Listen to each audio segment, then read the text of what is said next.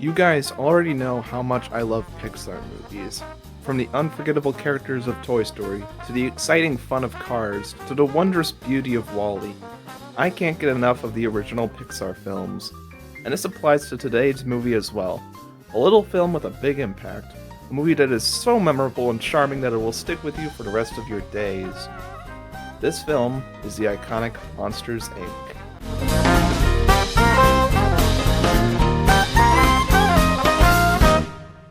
Monsters, Inc. was released in 2001 and was directed by the genius Pete Docter. It follows the monsters James P. Sullivan and his assistant and best friend Mike Wazowski as they do their scaring job at Monsters Incorporated, where they scare children through closet doors to produce scream energy for their world. They stumble upon a little girl they name Boo, who they need to return to the regular human world. All the while, they're being chased down and going through various obstacles. I don't think I need to explain the plot much because everybody knows it at this point. Well, at least should. It goes without saying that this movie is a spectacular icon, a symbol of Pixar's greatness, a staple of everyone's childhood and adulthood. You have no soul if you don't love this movie. It's one of those movies you can watch at any time, and multiple times at that, and still enjoy it a ton and find new things to appreciate in it. This movie is hilarious, heartwarming, action-packed, and super creative. First, let's bring up the characters. Sully himself is super likable and a great main character. He's a very scary dude when he's simply doing his job, but when he's not, he's so polite, honest, caring, tough, earnest, and even a bit funny. But she can't stay here. This is the men's room. John Goodman does a great job voicing him, and maybe it's just because the film is older, but his voice is a bit different sounding. And it's one of those times where his recognizable voice isn't immediately distracting or noticeable or anything. As for Mike, he fills the sidekick role very well. He's a harsh motivator type, but he's a bit plucky, cynical, hesitant, concerning, and irritable, yet still hilarious. He is probably the funniest character in the whole film, with so many iconic lines coming from him. His relationship with Celia and his beef with Randall are also great. And can I mention how great these two designs are? Sully is tall with claws, sharp teeth, and horns, yet his simple and fluffy polka-dotted fur showcases his kind side so well. Mike is smaller and round, yet he's the more aggressive of the two, and his small size makes his frustration seem a bit more believable, yet he still has his smirk and gleaming eye to show his happier side. There is, of course, many other characters too. Boo is absolutely adorable and wonderful. Randall is a really good antagonist and rival to Mike and Sully. His voice, his reptilian body, piercing eyes, and creepy grin put his maniacal and competitive side on full display. Mr. Waterloo seems like an intimidating guy at first, yet he has a good, dreaming heart. Only for that to change later on in a twist that's both dark yet understandable given his motivations. Not to mention that he doesn't turn 100% evil when it's revealed, unlike Mr. That was his mistake. As you can see in this scene. Because of you, I had to banish my top scarer. With this machine, we won't need scarers. Besides, Sullivan got what he deserved. Sullivan was twice the scarer you will ever be. Celia fits the creepy yet endearing role that she's supposed to. Roz is flipping Roz. Whew, she's nuts. And the rest are all super fun, not to mention the many different scarers and other monsters that fill in the background and make the world feel lived in.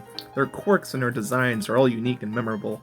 Heck, years ago I drew sketches of many of the different monsters from this film and its sequel. The animation itself is also pretty nice still, even after all these years. The rendering for the most part still looks okay, but the lighting and textures like the fur on Sully is impressive still. The shots, the color choices, the character animation, background detailing, style, and set design is just so good. The story is really dang great too, the scenes are all nicely paced and usually further the story. The jokes are hilarious at times, the action scenes are thrilling and even a bit tense at times. Not to mention some of the darker and scarier elements. Plus the scene of Sully saying goodbye to Boo was just so heartbreaking. And rightfully so, as it makes the ending so much more uplifting. Some of my favorite scenes are the restaurant sequence, which is so chaotic, Sully and Mike in the morning, and of course the first scare floor sequence, which gives me goosebumps every time I watch it. And of course, I'd be doing you all a disservice if I didn't mention the music. Holy cow, it's so uplifting yet jazzy. The music all fits and is nice to listen to even when not watching the movie. And as you should all know by now, good music for a movie is important to me. So much of it in this is great, and my favorite pieces are the scare floor preparation sequence, the scarers arriving and setting up score, and most importantly of all, the opening credits theme. I loved it as a kid and I still do now. Heck, when I was very young, I would imitate all the motions of the letters and doors and such in the intro. Something else funny that's worth mentioning is how I would on multiple occasions misinterpret lines from this movie. This is the case with a lot of other movies too. Here are some fun examples.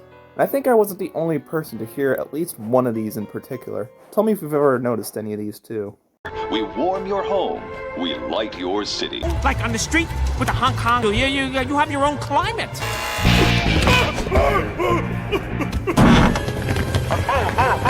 If I don't see a new door at my station in 5 seconds, I will personally put you through the shredder!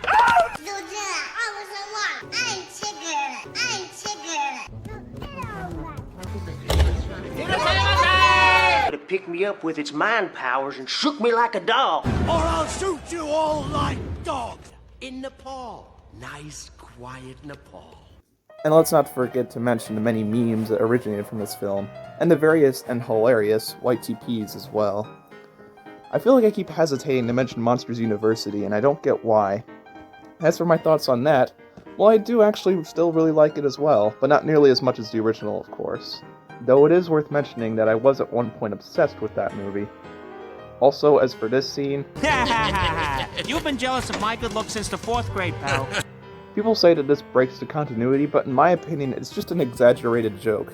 It's like when you're saying that someone is as old as the dinosaurs. It's just a joke. There's my 10 cents on it. On a side note, I have a whole handful of action figures that were sold during that film's release. Now back to Monsters, Inc. The film totally deserved its 2001 Oscar nomination for Best Animated Feature. As well as that, I have an old silly stuffed animal and an old Monsters, Inc. picture book that I cannot find currently. I had not yet seen anything really of the Disney Plus series yet, so don't spoil too much of that for me, okay? In the end though, Monsters, Inc. is a really great Pixar movie, and if you somehow have not yet seen it, go do so right now. Do yourself a favor right after watching this video. And with that said, happy 20th birthday, Monsters, Inc. See you all in the next one.